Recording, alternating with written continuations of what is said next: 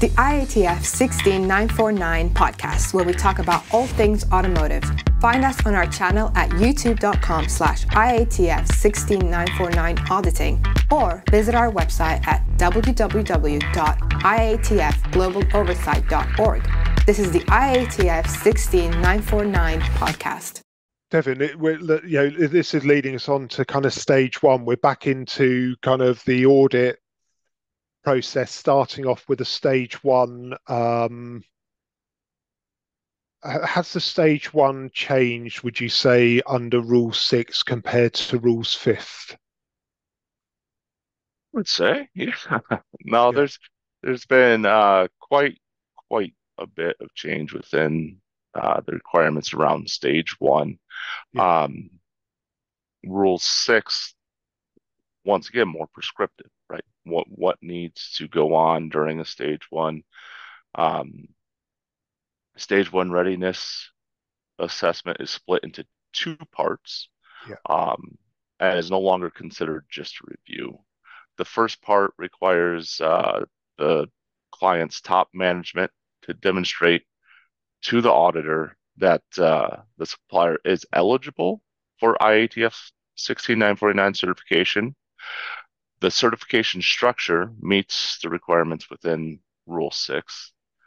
The certification scope is accurate, so what they had or previously applied for is indeed the scope that the auditor will take into account and issue the certificate to. If it comes to that, they're making sure that the number of employees is correct or close to, hasn't changed from what was quoted. Yeah. The client's documented quality management system meets the required document information.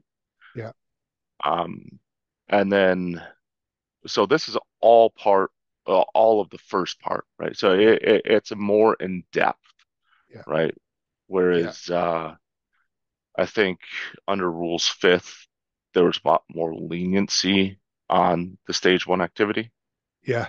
Yeah. And Devin, as we all know, it's such an important part in the certification process, because I think once an organization is deemed to be ready, so in other words, they've kind of the certification body has a sense of their activities and the quality management system and in place, they're making a decision that you're ready to move forward to the initial audit.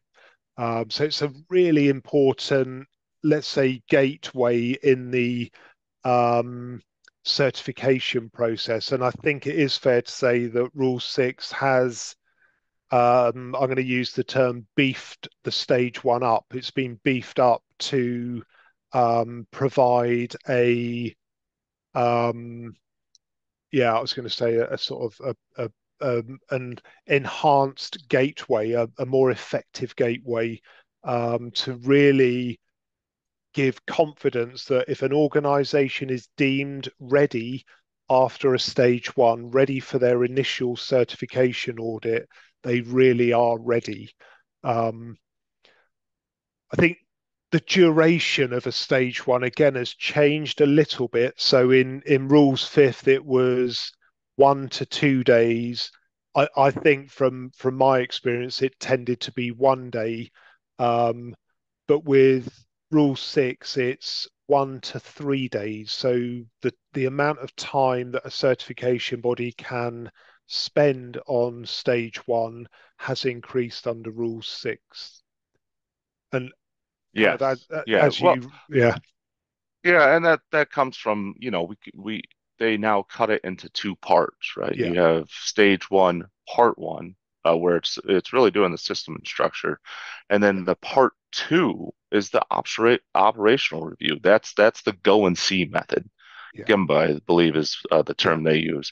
But so basically, they're not just looking through documentation. They're actually going out and making sure that what's documented is what's going on, and it's really preparing you for that stage two.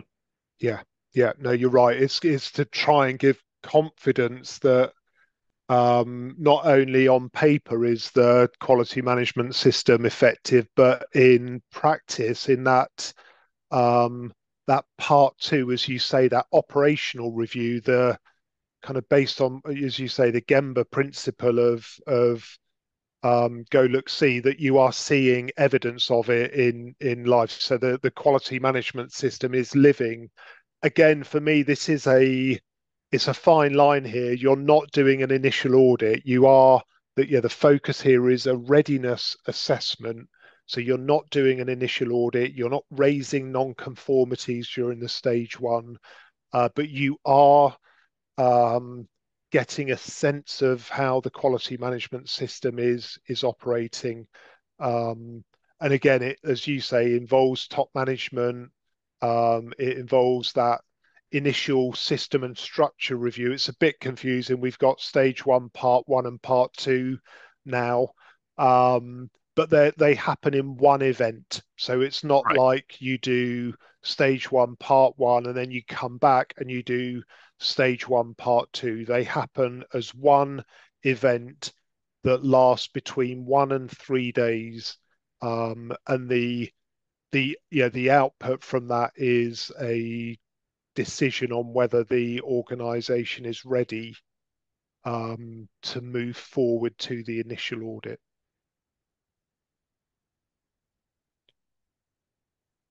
Yeah, and I think that has to stem from past experiences, right? Yeah, When the team in charge of writing Rule 6, they've seen organizations that may have not been necessarily ready for yeah, stage two, but yeah, they're just trying to make sure, once again, the audits that are done are as effective as possible. yeah. Devin, it's worth just saying that under rules fifth, really the decision, the readiness decision was with the auditor. So the auditor determines whether they're ready or not.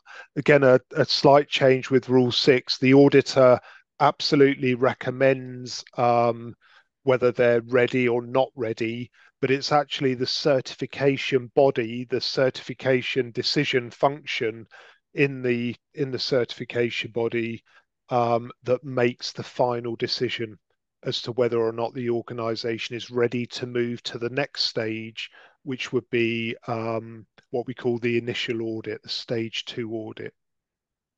So it's now following a very similar process to the cert decision. Exactly. Yeah, exactly. All right. Anything else on that? Or I think we Um, can yeah, I probably kind of, move as I on. say, no non-conformities are coming out of stage ones, but Yeah. there are some terms like observations. So the auditor is making observations during the stage one, and some of those observations could get kind of escalated to what we would call concerns, and those concerns could prevent the organisation from being deemed ready. Um, but yeah, no non-conformities at the stage one, just concerns.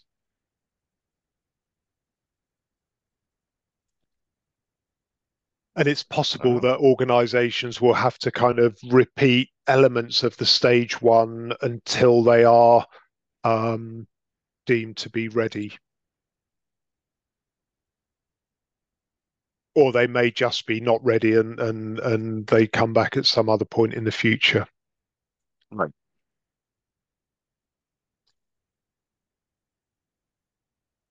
And I want to say as well, just on the stage one, I want to say, and I'm sort of doing this a bit off the top of my head, but I think 20 days. Um, so the initial audit has to happen somewhere between 20 and 90 days um, after the stage one. So the concept of doing a stage one and going straight into an initial audit is not permitted. Again, that potentially could have happened in the past, but under Rule 6, that would not be allowed. So stage one, and then at least 20 days before the stage two, no more than 90 days. And that's to give time for the CB to make that assessment, whether or Exactly. not, because it used to be, to your point, reliant upon the auditor to make that assessment. Now, Yeah. now it's going through. It has to go through the certification body. Yeah, exactly. The IATF 16949 podcast, where we talk about all things automotive. Find us on our channel at youtube.com/IATF 16949 Auditing, or visit our website at www.iatfglobaloversight.org. This is the IATF 16949 podcast.